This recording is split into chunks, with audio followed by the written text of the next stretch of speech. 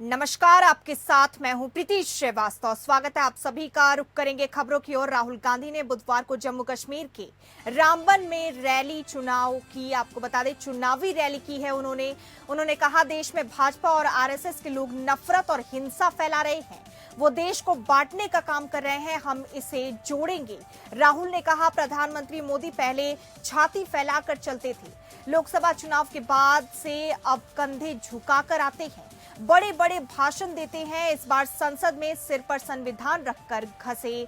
उन्होंने कहा कि जम्मू कश्मीर में स्टेटहुड छीना गया है, हम इसे वापस देंगे, यहाँ राजा का शासन है, यहाँ के राजा उपराज्यपाल एलजी। पहले प्रदेश केंद्र शासित प्रदेश को राज्य बनाया जाता था, मोदी जी राज्य को केंद्र शासित प्रदेश बना रहे हैं। इस दौरान राहुल ने वादा किया कि कांग्रेस एनसी की सरकार बनने पर जम्मू कश्मीर में कर्ज माफी करेंगे। जम्मू कश्मीर चुनाव 18 सितंबर, 25 सितंबर और 1 अक्टूबर को 3 फेज में होने वाले हैं। कांग्रेस पार्टी ने 40 स्टार प्रचारकों का, आपको बता दें प्रचारकों का नाम तय किया है। इनमें मल्लिकार्जुन खड़गे, सोनिया और प्रियंका का नाम भी शामिल है।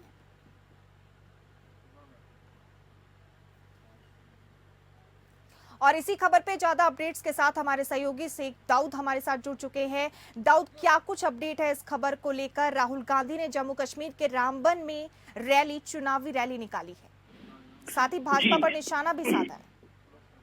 जी, आज बिल्कुल जम्मू के रामबन इलाके में राहुल गांधी पहुंचा है। बड़े जलसे से खिताब करने वाले थे, उसके बाद उसको कश्मीर के अनंतनाग से पहुंचना है।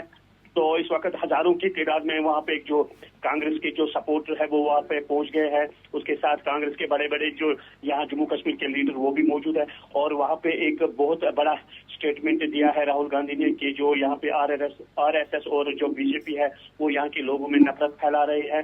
तो कांग्रेस और नेशनल कॉन्फ्रेंस यहाँ पे हुकूमत बनाएंगे, क्योंकि नेशनल कॉन्फ्रेंस और कांग्रेस ने यहाँ पे कोलिशन की है इलेक्शन में।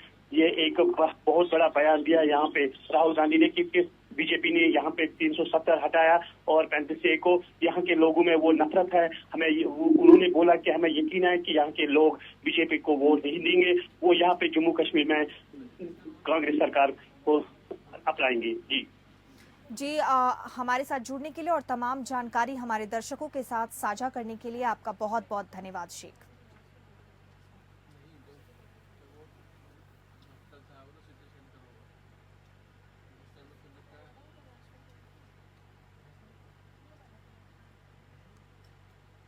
आपको बता दें राहुल गांधी ने जम्मू कश्मीर के रामबन में चुनावी रैली निकाली है और इसी के साथ आपको बता दें उन्होंने बीजेपी पर निशाना साधा है। उन्होंने कहा है कश्मीर में कर्ज माफी करेंगे।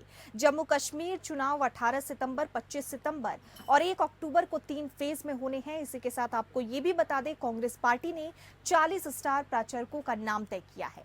इनमें मल्लिकार्जुन खड़गे, सोनिया और प्रियंका का नाम भी शामिल है।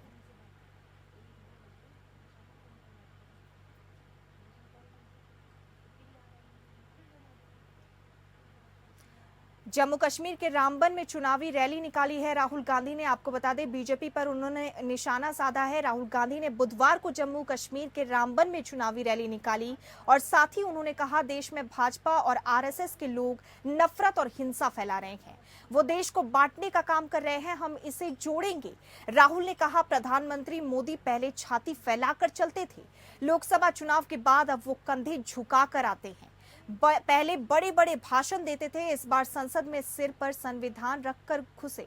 उन्होंने कहा कि जम्मू कश्मीर से स्टेटहुड छीना गया है, हम इसे वापस देंगे, यहाँ राजा का शासन है, यहाँ के राजा उपराज्यपाल।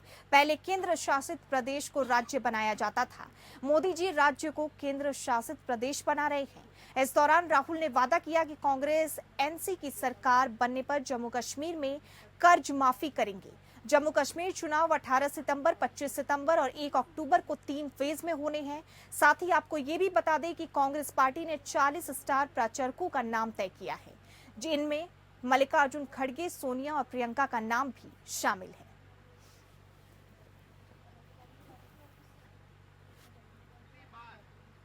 हिंदुस्तान के इतिहास में पहली बार स्टेटहुड छीना गया है। यूनियन टेरिटरी को पहले यूनियन टेरिटरी को स्टेट बनाया गया था। स्टेट को बांटकर 2 स्टेट बनाए गए। तेलंगाना बना, छत्तीसगढ़ बना, उत्तराखंड बना, अरुणाचल को स्टेट बनाया गया। मगर पहली बार हिंदुस्तान के किसी स्टेट को रद्द करके लोगों का जो हक है वो छीना गया। पहली बार हुआ है। ऐसे हिंदुस्तान के इतिहास में, मॉडर्न इंडिया में यह काम पहले कभी नहीं किया गया है। तो सब जब हम यूनियन टेरिटरी को स्टेट बनाते हैं या हम स्टेट को बांटते हैं तो हम लोकतंत्र को गहरा करते हैं, अधिकारों को और गहराई से पहुंचाते हैं। मगर जब हम स्टेट को यूनियन टेरिटरी बनाते हैं तो अधिकारों को छीना जाता है। और आपके साथ, जम्मू कश्मीर के साथ यह अन्याय हुआ है। पहली बार हिंदुस्तान की हिस्ट्री में एक स्टेट के लोगों से उनके अधिकार छीनकर उनको यूनियन टेरिटरी में बदला गया है। यूनियन टेरिटरी में और स्टेट में बहुत फर्क होता है। स्टेट में असेंबली होती है, लोगों की आवाज होती है, उनके अधिकार होते हैं। और स्टेट के लोग अपने स्टेट को चलाते हैं, चाहे वो टूरिज्म हो, बिजनेस हो, माइनिंग हो, जो भी है, स्टेट के लोग स्टेट को चलाते हैं। और स्टेट के लोग अपनी असेंबली में अलग अलग कानून बनाते हैं। और इसी के साथ बढ़ेंगे बड़ी खबर की ओर। आपको बता दें, भारत के स्टार पहलवान बजरंग पुनिया और विनेश फोगाट हरियाणा विधानसभा चुनाव में उतरेंगे। सूत्रों के मुताबिक दोनों का कांग्रेस की ओर से टिकट लगभग पक्का हो गया है। इससे पहले विनेश फोगाट और बजरंग पुनिया ने आज कांग्रेस लीडर राहुल गांधी से मुलाकात की थी। इस मुलाकात के बाद से ही ये पक्का माना जाने लगा है कि बजरंग पुनिया और विनेश फोगाट अखाड़े के बाद चुनावी मैदान में भी किस्मत आजमाएंगे। इस वक्त की सबसे बड़ी खबर हम आपको बता रहे हैं। फिलहाल सूत्रों से जो जानकारी सामने आ रही है उसके मुताबिक बजरंग पुनिया बादली से चुनाव लड़ेंगे, वहीं विनेश फोगाट जुलाना से चुनावी मैदान में उतरेंगे। हरियाणा में विधानसभा चुनाव की तैयारियां जोरों पर हैं। कुछ दिनों से अटकलें लगाई जा रही थी कि पहलवान विनेश फोगाट और बजरंग पुनिया विधानसभा चुनाव लड़ेंगे, लेकिन आज दोनों के चुनाव लड़ने की पुष्टि हो गई। विनेश फोगाट ने पिछले शनिवार को किसान आंदोलन के 200 दिन पूरे होने पर किसानों के प्रति अपना समर्थन जताया था। वो शंभू और खनौरी बॉर्डर पर पहुंची थी। इस दौरान विनेश से ये भी पूछा गया कि क्या वो चुनाव लड़ेंगी। इस पर पहलवान ने जवाब दिया कि वो राजनीति के बारे में नहीं जानती, लेकिन किसानों का पूरा समर्थन करती है। 27 अगस्त 2024 को हरियाणा के जिंद में एक कार्यक्रम में विनेश फोगाट ने कहा था कि उन पर राजनीति में आने का दबाव है। हालांकि उन्होंने ये भी कहा कि इस बारे में अपने बड़ों से सलाह लेंगी। विनेश ने कहा था कि जब उनका मन स्थिर और साफ होगा तब वो सोचेंगी कि आगे क्या करना है। आपको बता दें, स्टार पहलवान विनेश फोगाट और बजरंग पुनिया अब चुनाव मैदान में उतरेंगे। इस वक्त की सबसे बड़ी खबर हम आपको बता रहे हैं। भारत के स्टार पहलवान बजरंग पुनिया और विनेश फोगाट हरियाणा विधानसभा चुनाव में उतरेंगे। सूत्रों के मुताबिक दोनों का कांग्रेस की ओर से टिकट लगभग पक्का हो गया है। इससे पहले विनेश फोगाट और बजरंग पुनिया ने आज कांग्रेस लीडर राहुल गांधी से मुलाकात की थी। इस दौरान मुलाकात के बाद से ही ये पक्का माना जाने लगा है कि बजरंग पुनिया और विनेश फोगाट अखाड़े के बाद चुनावी मैदान में किस्मत आजमाएंगे। फिलहाल सूत्रों से जो जानकारी सामने आ रही है उसके मुताबिक बजरंग पुनिया बादली से चुनाव लड़ेंगे, वहीं विनेश फोगाट जुलाना से चुनावी मैदान में उतरेंगी। हरियाणा में विधानसभा चुनाव की तैयारियां जोरों पर हैं। कुछ दिनों से अटकलें लगाई जा रही थी कि पहलवान विनेश फोगाट और बजरंग पुनिया विधानसभा चुनाव लड़ेंगे, लेकिन आज दोनों के चुनाव लड़ने की पुष्टि हो गई है। विनेश फोगाट ने पिछले शनिवार को किसान आंदोलन 200 दिन पूरे होने पर किसानों के प्रति अपना समर्थन जताया था। वहीं शंभू और खनौरी बॉर्डर पर पहुंची थी। इस दौरान विनेश से पूछा गया, आपको बता दें कि क्या वो चुनाव लड़ेंगी। इस पर पहलवान ने जवाब दिया कि वो राजनीति के बारे में नहीं जानती, लेकिन किसानों का पूरा समर्थन करती है। और इसी खबर पर ज्यादा अपडेट्स के साथ हमारे सहयोगी संजय खन्ना हमारे साथ जुड़ चुके हैं। संजय, जिस तरीके से अभी देखा जा रहा है कि हरियाणा में चुनाव की तैयारी जोरों पर है, अब विनेश फोगाट और बजरंग पुनिया चुनावी मैदान में उतरेंगे। कांग्रेस की तरफ से उनका टिकट भी पक्का हो गया है। इस पर क्या कुछ लेटेस्ट अपडेट है, जानकारी है, हमारे दर्शकों के साथ साझा कीजिए। वही बजरंग पुनिया और विनेश फोगाट राहुल गांधी से मिले हैं, जिसके बाद ये अटकलें तेज हो गई हैं कि ये दोनों चुनाव लड़ेंगे। हालांकि इनको जो विनेश फोगाट है उनको ये कहा गया है कि आप बाडरा या जुलाना अपने घर या अपने ससुराल जहाँ से भी टिकट चाहती हैं वहाँ से आपको टिकट दे दिया जाएगा, आप चुनाव की तैयारी में जुट जाएं। इसी तरह बजरंग पुनिया को ये कहा गया है कि आप बातरी से तैयारी करें और चुनाव मैदान में डटे रहें, क्योंकि पिछले दिनों जिस तरह से किसानों पर अत्याचार हुए थे और किसानों को लेकर के ये दोनों ही जो पहलवान हैं ये मिलते आ रहे हैं उनसे लगातार, और पीछे जो खेल विभाग उसके ऊपर भी इन्होंने आरोप लगाए थे। उसके बावजूद अब इनकी टिकट को पक्का माना जा रहा है। जी संजय, तमाम जानकारी हमारे दर्शकों के साथ साझा करने के लिए और हमारे साथ जुड़ने के लिए आपका बहुत बहुत धन्यवाद। उत्तर प्रदेश के मुख्यमंत्री योगी आदित्यनाथ और समाजवादी पार्टी के राष्ट्रीय अध्यक्ष अखिलेश यादव के बीच बुलडोजर को लेकर जुबानी जंग छिड़ी हुई है। अब अखिलेश यादव ने सीएम योगी के बयान पर पलटवार करते हुए कहा कि बुलडोजर में दिमाग नहीं, स्टीयरिंग होती है। अब स्टीयरिंग कब दिल्ली वाले या जनता खींच ले ये पता नहीं। सपा मुखिया ने एक सवाल के जवाब में कहा कि उनकी बीपी बढ़ गई है। अब दिल्ली जाकर बैठे अखिलेश ने कहा कि जो बुलडोजर की बात करते हैं वो बताएं कि क्या सीएम आवास का नक्शा पास है। अपने हित के लिए इसका इस्तेमाल किया। सीएम योगी के दम दिमाग वाले बयान पर जवाब देते हुए कहा कि बुलडोजर में दिमाग नहीं होता, स्टीयरिंग होती है। सीएम योगी ने अखिलेश पर निशाना साधते हुए कहा कि माफियाओं के आगे नाक रगड़ने वाले बुलडोजर क्या चलाएंगे। इस पर अखिलेश यादव ने कहा कि लोगों को नीचा दिखाने के चक्कर में उन्होंने बुलडोजर चलवा दिया। ये लोग असंवैधानिक काम करते हैं। क्या सरकार बुलडोजर के लिए माफी मांगेगी? उन्होंने कहा कि बुलडोजर में दिमाग नहीं, स्टीयरिंग होता है। दिल्ली वाले कब किसका स्टीयरिंग बदल दे कुछ पता नहीं। अब स्टीयरिंग कब दिल्ली वाले या जनता खींच ले ये तो पता नहीं। जो 46 में 56 बोलते हैं उनसे पूछे कि वो सूची कब आएगी।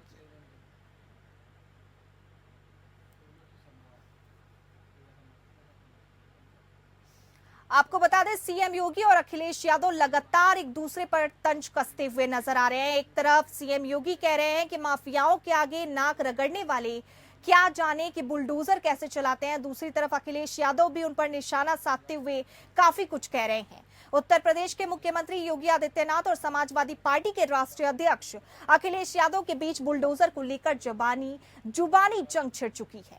अब अखिलेश यादव ने सीएम योगी के बयान पर पलटवार करते हुए कहा कि बुलडोजर में दिमाग नहीं, स्टीयरिंग होती है। अब स्टीयरिंग कम दिल्ली वाले या जनता खींच ले इसका कुछ पता नहीं।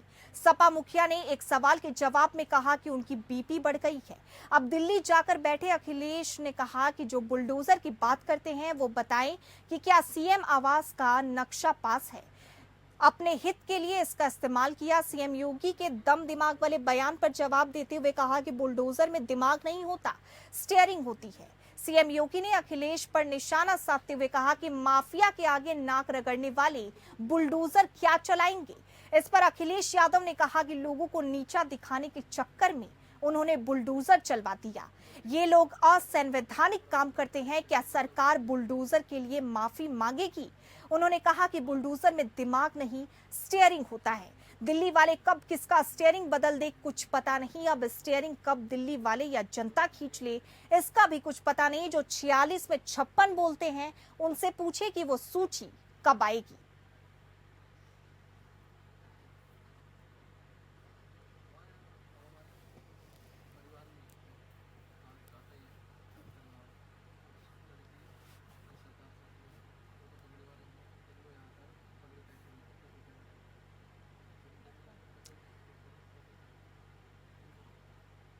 चुनाव से पहले आपको बता दें सरगर्मियां तेज हो गई है। सीएम योगी अखिलेश यादव पर तंज कसते हुए नजर आ रहे हैं, वहीं अखिलेश यादव सीएम योगी पर भी तंज कसते हुए नजर आ रहे हैं। योगी कहते हैं कि माफियाओं के आगे नाक रगड़ने वाले बुलडोजर क्या चलाएंगे, वहीं अखिलेश यादव कहते हैं कि सीएम योगी बुलडोजर चलाकर लोगों को नीचा दिखा रहे हैं। आपको बता दें चुनाव के पहले सरगर्मियां तेज हो गई हैं। उत्तर प्रदेश के मुख्यमंत्री योगी आदित्यनाथ और समाजवादी पार्टी के राष्ट्रीय अध्यक्ष अखिलेश यादव के बीच बुलडोजर को लेकर जुबानी जंग छिड़ी हुई है। अब अखिलेश यादव ने सीएम योगी के बयान पर पलटवार करते हुए कहा कि बुलडोजर में दिमाग नहीं स्टीयरिंग होती है। अब स्टीयरिंग कब दिल्ली वाले या जनता खींच ले इसका कुछ पता नहीं। सपा मुखिया ने एक सवाल के जवाब में कहा कि उनकी बीपी बढ़ गई है। अब दिल्ली जाकर बैठे अखिलेश ने कहा कि जो बुलडोजर की बात करते हैं वो बताएं कि क्या सीएम आवास का नक्शा पास है। अपने हित के लिए इसका इस्तेमाल किया। सीएम योगी के दम दिमाग वाले बयान पर जवाब देते हुए बुलडोजर में दिमाग नहीं होता, स्टीयरिंग होता है। सीएम योगी ने अखिलेश पर निशाना साधते हुए कहा कि माफिया के आगे नाक रगड़ने वाले बुलडोजर क्या चलाएंगे।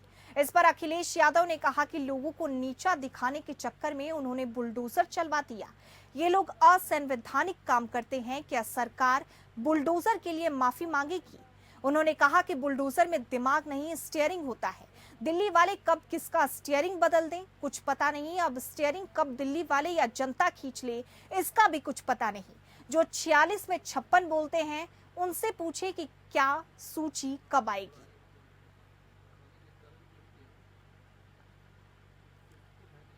लगातार आपको बता दें सीएम योगी और अखिलेश यादव एक दूसरे पर निशाना साधते हुए दिख रहे हैं। चुनाव से पहले सरगर्मियां तेज हैं। एक तरफ बुलडोजर को लेकर इन दोनों में, अखिलेश यादव में और सीएम योगी में जुबानी जंग छिड़ गई है। बुलडोजर को लेकर ये जुबानी जंग छिड़ी है। एक दूसरे पर लगातार बयान पर आरोप लगाते हुए नजर आ रहे हैं, एक दूसरे पर तंज कसते हुए नजर आ रहे हैं।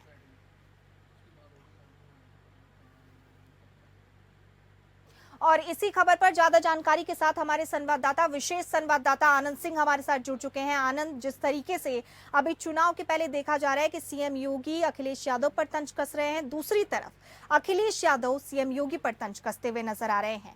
वह सीएम योगी कहते हैं कि माफियाओं के आगे नाक रगड़ने वाले बुलडोजर क्या चलाएंगे, तो वहीं अखिलेश यादव कहते हैं कि बुलडोजर उन्होंने नीचा दिखाने के लिए, लोगों को नीचा दिखाने के लिए वो बुलडोजर चलाते हैं।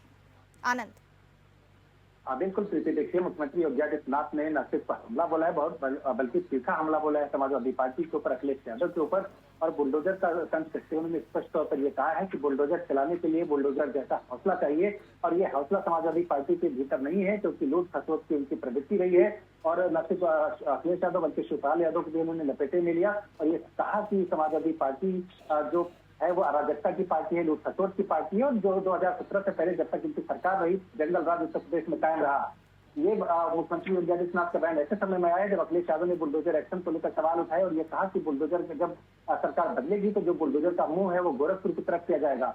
इसका जवाब मुख्यमंत्री योगी आदित्यनाथ दे रहे थे और इसको जवाब देते हुए उन्होंने तीखा हमला किया है। स्पष्ट तौर पर मुख्यमंत्री ने कहा है कि चाहे अखिलेश यादव रहे हो चाहे शिवपाल यादव रहे हो, लूट खसोट की राजनीति उन्होंने पूरे उत्तर प्रदेश में चलाई है। और उन्होंने ये भी कहा कि जब जब लूट खसोट की राजनीति हुई है शिवपाल यादव को उसके बाद में किनारे कर दिया गया। जी आनंद, जिस तरीके से अखिलेश यादव ने कहा है कि बुलडोजर में दिमाग नहीं स्टीयरिंग होती है और दिल्ली वाले या फिर जनता, कहीं की भी जनता कब स्टीयरिंग खींच ले कुछ पता नहीं चलता, इस पर क्या कहेंगे? बिल्कुल, वो अखिलेश यादव तरफ से तंज कस रहे थे कि जो केंद्रीय नेतृत्व है भारतीय जनता पार्टी का और जो प्रदेश नेतृत्व है उसमें समन्वय नहीं है, उसमें कुछ न कुछ आपस में नोकझोंक चलती रहती है। जिस तरह की बातें तमाम करता रहता है उसको लेकर उन्होंने तंज कसा था। हालांकि मुख्यमंत्री योगी आदित्यनाथ अपनी लाइन पर कायम है और क्योंकि 10 सीटों पर उपचुनाव होने जा रहे हैं और माना जा रहा है कि ये जो 10 सीटें हैं वो कहीं न कहीं निर्णायक साबित होने वाली है 2027 के चुनाव से पहले। ऐसे समय में जब बीजेपी लोकसभा का चुनाव हार चुकी है, करारी उनकी हार हुई है, जो अपेक्षाकृत परिणाम से वो बीजेपी के लिए नहीं आए। तो ये जो सारे बयान है उनको पॉलिटिक्स से ही जोड़कर देखा जा रहा है और सियासत के ये जो बयान है मुख्यमंत्री योगी आदित्यनाथ जिस तरह से हमला कर रहे हैं, जिस तरह से अखिलेश यादव जवाब दे रहे हैं, हमला कर रहे हैं। जी, क्या अखिलेश यादव सीएम योगी को धमका रहे हैं? अखिलेश यादव क्या सीएम योगी को धमका रहे हैं? ऐसा कह सकते हैं? बिल्कुल नहीं कहेंगे। प्रीति, एक तरह से पॉलिटिक्स है, ये राजनीति में ऐसा चलता है, आरोप प्रत्यारोप की राजनीति चलती रहती है। यही बुलडोजर था जिसने 2022 में भारतीय जनता पार्टी की सत्ता में वापसी कराई। और आपने देखा होगा कि जब अगस्त में बीजेपी डूबी थी तो किस तरह से पूरे प्रदेश में बुलडोजर पर प्रदर्शन भी किया गया था। लेकिन अब इसी बुलडोजर को लेकर जब सुप्रीम कोर्ट का जबकि आपने देखा होगा एक तरह से फैसला तो नहीं कहेंगे, जिस तरह से उसने कमेंट किया सुप्रीम कोर्ट ने और ये कहा कि बुलडोजर इस तरह से चलाना एक तरह से आप मौलिक अधिकारों का हनन है। उसके बाद जो बयानबाजी शुरू हुई, अखिलेश यादव ने हमला किया है और इसी हमले का जवाब मुख्यमंत्री योगी आदित्यनाथ दे रहे हैं। जी बिल्कुल, तमाम जानकारी हमारे दर्शकों के साथ साझा करने के लिए और हमारे साथ जुड़ने के लिए आपका बहुत बहुत धन्यवाद आनंद। और इसी के साथ खबरों में आगे बढ़ेंगे। आपको बता दें, केदारनाथ विधानसभा से विधायक शैला रानी रावत की मृत्यु के बाद अब केदारनाथ विधानसभा में उपचुनाव होना है। वहीं कांग्रेस की तरफ से अभी तक ये सामने नहीं आ पाया है कि आखिर केदारनाथ विधानसभा से प्रत्याशी कौन होगा। तो दूसरी तरफ कांग्रेस के वरिष्ठ नेता और पूर्व कैबिनेट मंत्री हरक सिंह रावत ने केदारनाथ से अपनी दावेदारी पेश कर दी है। हरक सिंह रावत का कहना है कि अगर पार्टी चाहेगी तो मैं केदारनाथ विधानसभा से जरूर चुनाव लड़ूंगा। उन्होंने कहा कि मैं पार्टी का सिपाही हूं और पार्टी मुझे जिस भी मोर्चे पर लड़ाएगी मैं वहां पर लड़ूंगा। हरक सिंह रावत ने आगे कहा कि जिस तरह से केदारनाथ विधानसभा में मेरे लोगों के साथ संबंध है, जिस तरह से मैंने वहां पर पूर्व में काम किया है, उसे निश्चित तौर पर मैं जीत जाऊंगा।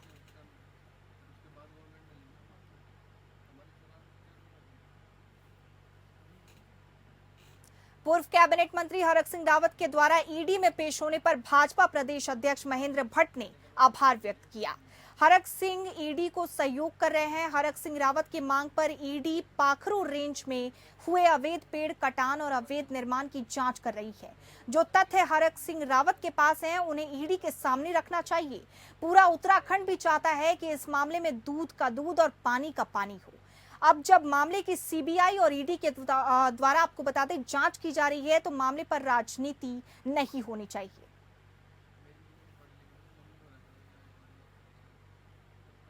अमेठी में महिला पत्रकार ने एसडीएम पर बड़ा आरोप लगाया। मुसाफिर खाना की एसडीएम प्रीति तिवारी ने बेनामी की जमीन पर मौखिक आदेश पर थाना भाले सुल्तान शहीद स्मारक के साथ अवैध कब्जा करवा दिया था। महिला पत्रकार का आरोप है कि एक बार एप्लीकेशन देने के बावजूद कोई कार्रवाई नहीं हो रही। थक हारकर महिला पत्रकार जब एसडीएम कार्यालय पहुंची तो एसडीएम प्रीति तिवारी ने कार्यालय से बाहर निकालकर कहा कि मैं आपका काम नहीं कर पाऊंगी, मूड खराब है।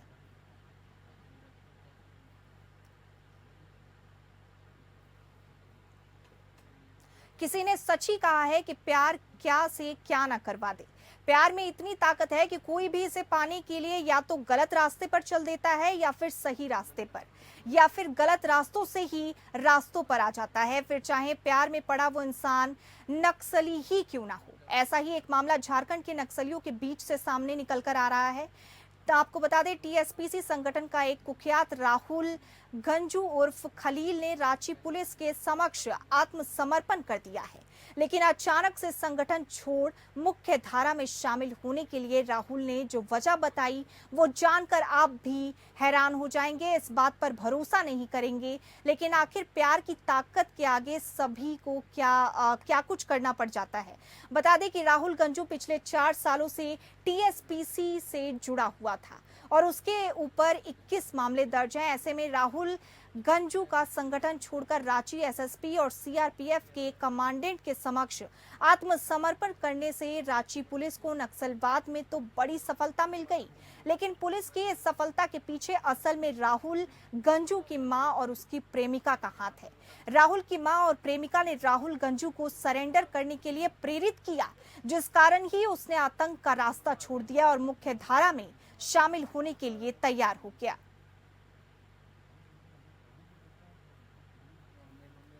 ये टीएसपीसी का बहुत ही सक्रिय उग्रवादी है राहुल गंजू। संगठन में इसका एक उपनाम खलील भी है।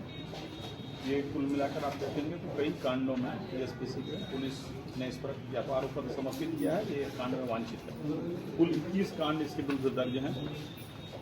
लेकिन लगातार एक तो पुलिस दबिश थी इसकी गिरफ्तारी के लिए, और दूसरा है कि हम लोग जो है सीआरपीएफ के पदाधिकारी इनसे जो है एक इनफॉर्मल चैनल इस्टेब्लिश किए इनसे, ताकि इसको समझाया जा सके कि तुम मुख्य धारा में जुड़ो, यह जीवन अच्छा नहीं है। और साथ ही इसके घर वालों ने भी काफ़ी अच्छा प्रयास किया। इनकी माँ और इनकी एक जो है एक दोस्त है, बहन है, इन सभी ने से कहा कि भाई तुम इस जीवन को छोड़ो और मुख्य धारा में शामिल हो।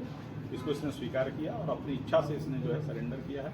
इन्होंने सीआरपीएफ के पदाधिकारी से संपर्क किया, उनके डीआईजी साहब, उनके कमांडेंट साहब और उनके डीआईसी साहब से संपर्क किया और फिर जो है इन लोगों ने हमें सूचना दी और हम लोग जो है फिर मिलकर इससे बातचीत किए और अल्टीमेटली ये सरेंडर करने को स्वीकार किया। साल और 1.5 साल जेल में था, तावल कहा कितना दिन होबे किया था, मतलब साल भर हो गया था बस।